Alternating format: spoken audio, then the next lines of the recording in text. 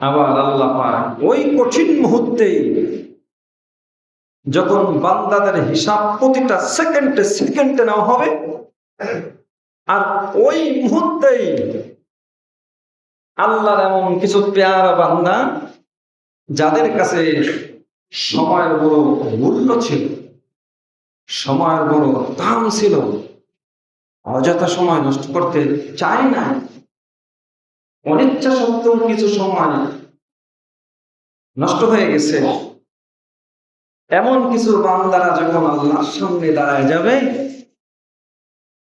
আল্লাহ বলবেন যাও যাও যাও, ফাদখুলুল জান্নাতা আবওয়াব, আমার জান্নাতের সব দরজা খোলা আছে। এরে আমার প্যারা বান্দা, আজকে তোমার হিসাব হবে না, বিনা হিসাবে আমার জান্নাতের দরজা দিয়ে জান্নাতে চলে যাও। বলবেন এখানে কি আল্লাহ পাক স্বজন প্রীতি করলেন নাকি? না না, স্বজন প্রীতি তো আল্লাহ করে না, বোঝেও না। দল প্রীতি আল্লাহ করেন না, বোঝেন না। আত্মীয় প্রীতি আল্লাহ বোঝেন না, করেন না। তাহলে কেন কিছু কিছু বান্দাকে বলবে বান্দারে যাও যাও, তোমার হিসাব হবে না, আজকে বিনা হিসাবে আমার জান্নাতে চলে যাও। এর কারণ হইল আল্লাহ পাক কিরামান কাতিবিন ইয়ালামুনা মা তাফআলুন, দুইজন কিরামান কাতিবিন আল্লাহর রেকর্ড করা ফেরেশতা আছে। এই যে রেকর্ড হইতেছে ক্যামেরায়, আমি শুরু থেকে শেষ পর্যন্ত কি কথাগুলো বলতেছি, আমি যখন বয়ান শেষে সুস্টিক মেরে আমি যখন টান মারব, শুরু থেকে শেষ পর্যন্ত বয়ানগুলো আমি শুনতে পাইবো, দেখতে পাইবো। কথা বলেন ঠিক কিনা? আল্লাহরও এমন ক্যামেরা আছে, কুদরতি ক্যামেরা আছে। কিরামান কাতিবিন দুই ফেরেশতা আছে। ওই ফেরেশতারা আপনার জীবনের শুরু থেকে মৃত্যুর আগ পর্যন্ত প্রতিটা মুহূর্ত, প্রতিটা বছর, প্রতিটা মাস, প্রতিটা সপ্তাহ, প্রতিটা দিন, প্রতিটা ঘন্টা, প্রতিটা মিনিট, প্রতিটা সেকেন্ডের রেকর্ড করতেছে, ভিডিও করতেছে, লিখতেছে। আল্লাহ পাকের সামনে যখন ফেরেশতারা ওইটা তুইলা ধরবে, আল্লাহু আলিমুল গায়বি ওয়াশ শাহাদাতি হুয়ার রহমানুর রহিম, আল্লাহ তো সব কিছু দেখতেন, জানতেন, শুনতেন। এরপরও আল্লাহর কিরামান কাতিবিনেরা ভিডিও করে, অডিও করে, লিপিবদ্ধ করে লেখা রাখছেন। আল্লাহ বলবেন বান্দারে তোর হিসাব দুনিয়ায় হয়ে গেছে, মৃত্যুর সাথে সাথেই তোর জান্নাতের ফয়সালা দিয়া দিলাম। কিছু বান্দার প্রতি সেকেন্ডে সেকেন্ডে জাররা জাররা পরিমাণ হিসাব নেবেন আল্লাহ, আর কিছু বান্দার তো হিসাবই হবে না। এজন্য আল্লাহ রাসূল দোয়া শিখাইছেন, প্রতিটা মুহূর্তে আল্লাহ রাসূল দোয়া করতেন, আল্লাহুম্মা হাসিবনি হিসাবাই ইয়াসিরা। বলেন আমার সাথে, আল্লাহুম্মা হাসিবনি হিসাবাই ইয়াসিরা। আল্লাহ নবী দোয়া করতেন, হে আল্লাহ, হাসরের ময়দানে আপনি কহার রূপ ধারণ করে আপনি যদি হিসাব দইরাই বসেন, তাহলে অন্তত পক্ষে আমার হিসাবটাকে আপনি সহজ করে দিয়েন। সুবহানাল্লাহ। রাসূল দোয়া করতেন এই দোয়া।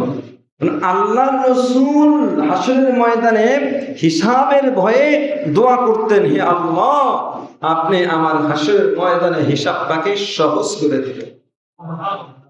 এর দ্বারা কি অনুমান করা যায় না যে হাসরের ময়দানের হিসাবটা কত কঠিন হবে? কি বলেন? অনুমান করা যায় না? কঠিন হবে।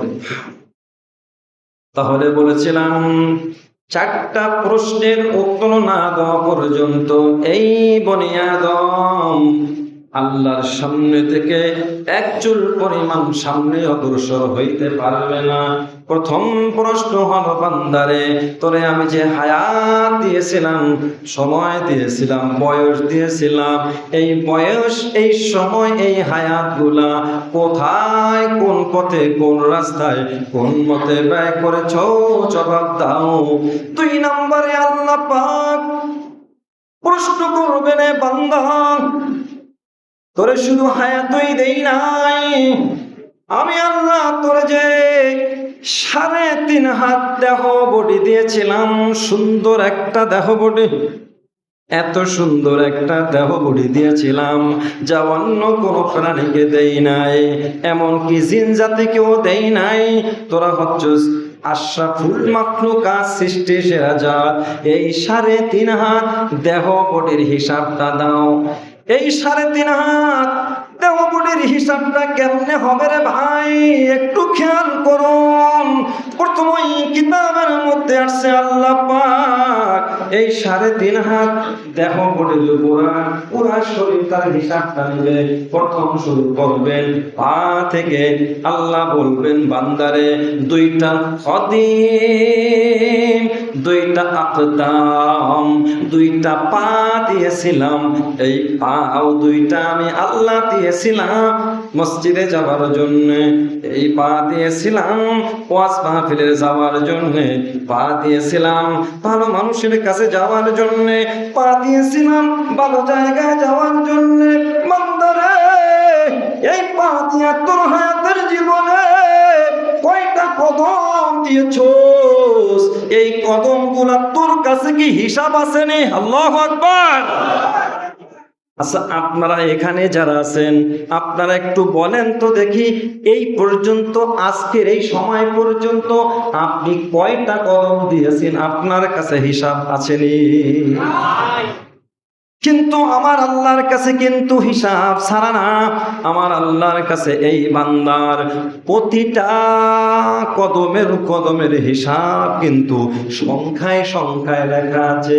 যেমন 101, 102, 103, 1001, 1,00,001, 1,00,002, 1,00,00,001, এমন করে করে আমার আল্লাহর কাছে বান্দার প্রতিটা কদমের হিসাব আছে না নাই? করে দোস্ত, আমার আল্লাহর কাছে এই কদমগুলোর হিসাব আছে। আল্লাহ পাক সেই দিন পার্টিকুলার করবেন, আলাদা করবেন, আলাদা করে দেখা হবে। এত কদম ভালো পথের দিকে গমন করেছে, এত কদম দেয়া দেয়া মন্দ জায়গায় গমন করেছে। আল্লাহর এমন বান্দা আছে এই কদমের মধ্যে বেশি কদমগুলো মসজিদের দিকে। সুবহানাল্লাহ বলেন। আল্লাহর এমন বান্দা আছে এই কদমগুলো ম্যাক্সিমাম আল্লাহওয়ালাদের দিকে। আল্লাহর এমন বান্দা আছে এই কদমগুলো বেশি বেশি ভালো জায়গার মধ্যে। আল্লাহ পাক বলবেন, বান্দারে হিসাব দাও, কয়টা কদম আমার পথে আর কয়টা কদম আমার মতের ভিন্ন পথে। পায়ের হিসাব নেওয়া হবে। এরপরে পায়ের পর থেকে পায়ের পুকুরে পেট আছে, এই পেটের হিসাব নেওয়া হবে। পেট এই টাঙ্কি আল্লাহ পাক একটা কুদরতি টাঙ্কি ফিট করে দিয়েছে। টাঙ্কিটা কেমন দেখেন, পানির টাঙ্কি আলাদা, খাবারের টাঙ্কি আলাদা। সুবহানাল্লাহ বলেন। রক্তের টাঙ্কি আলাদা, একটা সেক্টরে সেক্টরে আল্লাহ পাক টাঙ্কি ফিট করে দিয়েছে। সহজ ভাবে বোঝা যাবে, তেলের টাঙ্কি আলাদা, পানির টাঙ্কি আলাদা, মোবিলের টাঙ্কি আলাদা। ঠিক কিনা বলেন? মানুষেরও একটা টাঙ্কি আছে, পেট নামক টাঙ্কিটা। আল্লাহ বলবেন, বান্দারে একটা ট্যাঙ্কি দিয়েছিলাম, এই টাঙ্কিটার মধ্যে কি ঢুকাইছস? হালাল না হারাম, ভালো না মন্দ, এই পেটটার ব্যবহারের হিসাব দে। আসুনের পরে পেটের উপরে আল্লাহ পাক দিয়েছেন একটা সিনা। আত্তাকওয়া হাহুনা, আল্লাহর নবী বলেন এই সিনার মধ্যে থাকে তাকওয়া, এই সিনার মধ্যে থাকে আল্লাহর ভয়। নবীজি সাহাবাদের মাঝে বয়ান করতেছেন আর এই আঙ্গুল দিয়া বলতেছেন আত্তাকওয়া হাহুনা, আত্তাকওয়া হাহুনা। তাকওয়া থাকে কোথায়? তাকওয়া মানে আল্লাহর ভয়, আল্লাহর ভয়।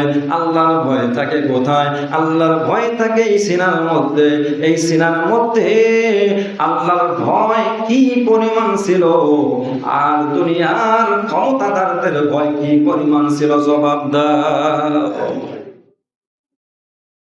দুনিয়ার চাকরির ভয়ে, দুনিয়ার রিজিকের ভয়ে, দুনিয়ার পদের ভয়ে, দুনিয়ার একটু মহব্বতের ভয়ে মানুষদেরকে ভয় সিনার মধ্যে যেই পরিমাণ জায়গা দিয়েছো, ওই পরিমাণ ভয়টা যদি আমার জন্য হইতো, বান্দারে শোন, আমি আল্লাহ সরাসরি তোর সাহায্যের জন্য হাজির হয়ে যাইতাম। কিন্তু সিনার মধ্যে সিনাটা দিয়েছিলাম আত্তাকওয়া হাহুনা, আমার ভয় ঢুকানোর জন্য। কিন্তু আমার ভয় না ঢুকায়া দুনিয়ার মানুষের ভয় ঢুকাইছস। এত সুন্দর একটা সিনা দিয়েছি, এই সিনাটার হিসাব দিয়া তারপরে সামনে আগা। এরপরে সিনার উপরে আছে দুইটা হাত। এই দুইটা হাত আমি দিয়েছিলাম ভালো জিনিসের স্পর্শ করার জন্য, বেশি বেশি মসজিদের দেয়াল স্পর্শ করার জন্য, আমার কোরআনটারে স্পর্শ করার জন্য, আমার প্রিয় নবীর হাদিস শরীফ স্পর্শ করার জন্য। এই হাত দিয়েছিলাম আল্লাহওয়ালাদের সাথে মুসাফা করার জন্য। আল্লাহওয়ালাদের সাথে মুসাফা না করিয়া দুনিয়াদারদের সাথে মুসাফা করিয়া শুধু খালি জল্পনা কল্পনা, কেমনে ওরে শেষ করা যায়, কেমনে ওরে মারা যায়, কেমনে ওর মাথায় বাড়ি দেওয়া যায়, কেমনে ওরে হেনস্থ করা যায়, কেমনে ওর ক্ষতি করা যায়। আল্লাহ পাক প্রতিটা মুসাফা, প্রতিটা স্পর্শকে আল্লাহ আলাদা করবে। দেখবেন আল্লাহ পাক কি পরিমাণ হাতের ছোঁয়া, কি পরিমাণ হাতের ব্যবহার সঠিক ছিল আর ব্যাঠিক ছিল। আল্লাহ বলবেন প্রতিটা ছোঁয়া ছোঁয়ার জবাব দিয়া তারপরে আমার সামনের থেকে বিদায় হও। পারা যাবে?